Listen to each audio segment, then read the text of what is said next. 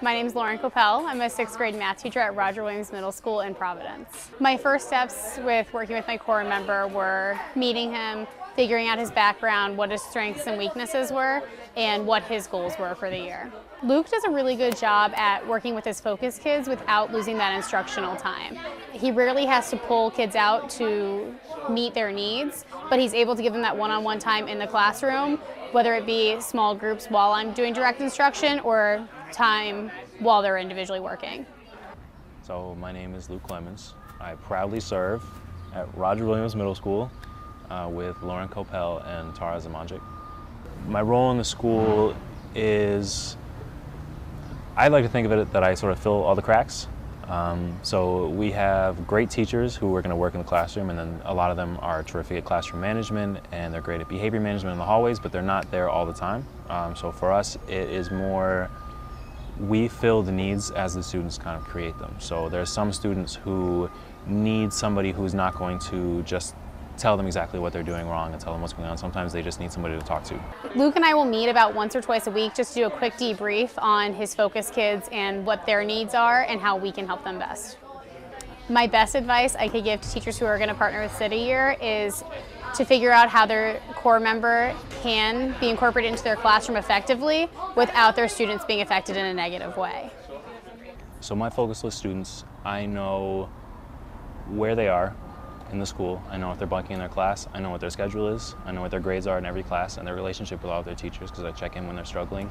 I know their parents. I know their grades in all of their classes.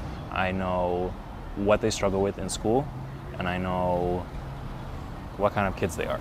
So we just have a much more personal relationship.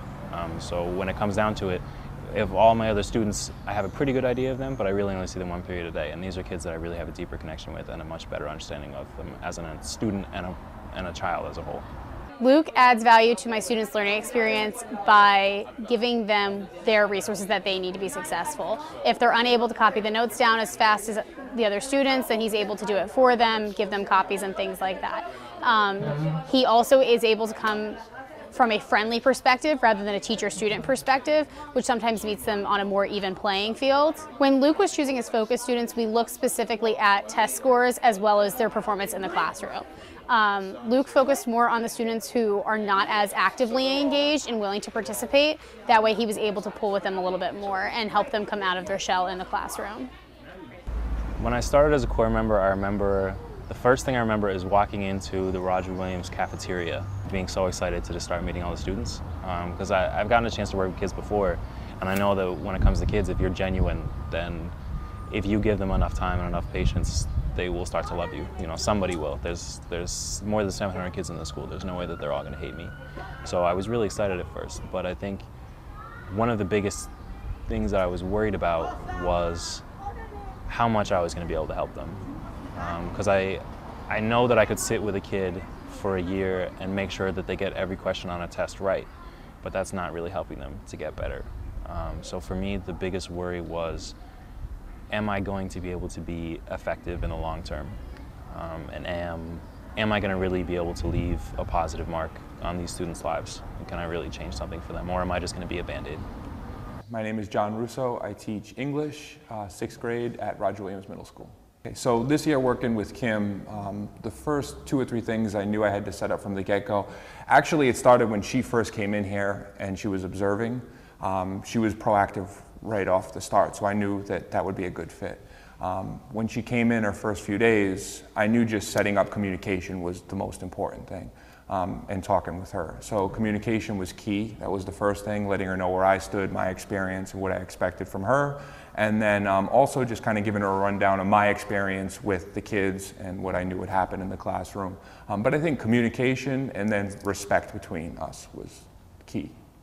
My role is to, one, support the teacher in the classroom with whatever lesson is being given that day.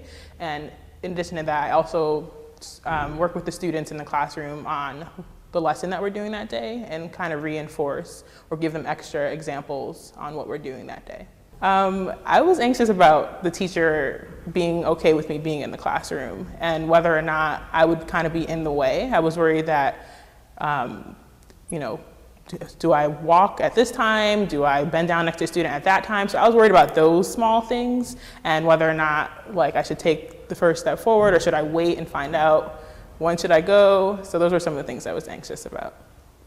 I overcame it by, one, just introducing myself, who I was, and the teachers I worked with, one of the teachers I worked with, we had an initial one-on-one, which is a time to kind of meet with that teacher and get to know who they were and what they expected from me.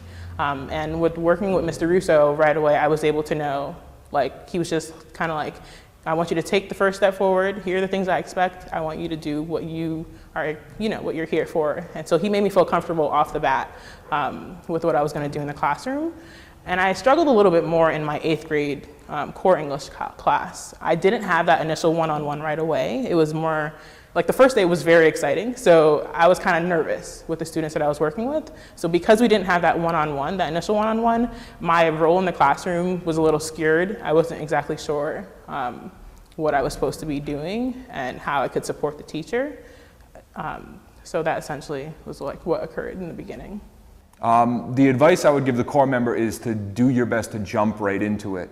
If you're not a part of the classroom from the start, the kids are going to pick up on that, and they may not give you the respect as an authority figure as you should require. We find time to work together just, again, through communication. I mean, make sure we have email addresses, if we need to text, even if it's just talking quickly in passing. I know a lot of times we'll go walk down the hallway together in passing and talk about things we're going to do, meet quickly after school, meet during my free period. Really just the communication, again, the communication I think is key in talking to other teachers that have had successes and failures. It's either good communication or lack of communication. I track my students' progress in many forms. One of the basic ways I do it is using our dosage tracker, which is just saying how much time I spend with that student. I also track them using weekly reports, which is more in depth. So if I spent 30 minutes with one student, it says exactly what did I do for those 30 minutes with that student. It also says what did I do the previous week with that student, and is there like a pattern going on? Sometimes I just journal. I used to use little note cards, and if a student was not having a great day, I wouldn't necessarily put it on the weekly report, but I'd put it as like how that student was feeling that day. So I would definitely say that weekly reports and my dosage tracker were the two things that I really used throughout my experience working with students. Advice I would give core members to build an effective relationship with their teacher is to not be afraid to take the first stand. Don't be afraid to be proactive in the classroom, to walk in and to show the students that you're going to be part of that classroom, which essentially becomes a family at the end of your service. So don't be afraid to take the first step. Don't be afraid to talk to your teacher. And don't sit at the back of the class. I would definitely say don't sit at the back of the class. The value that a core member would add to a student's learning experience is kind of that other place to go, that other resource to go besides just a teacher. The students in our community, they need mentors, they need people there for them, and teachers offer that, but having that other person to go to, having that other resource to go to is huge because they may not be getting that type of support outside of school.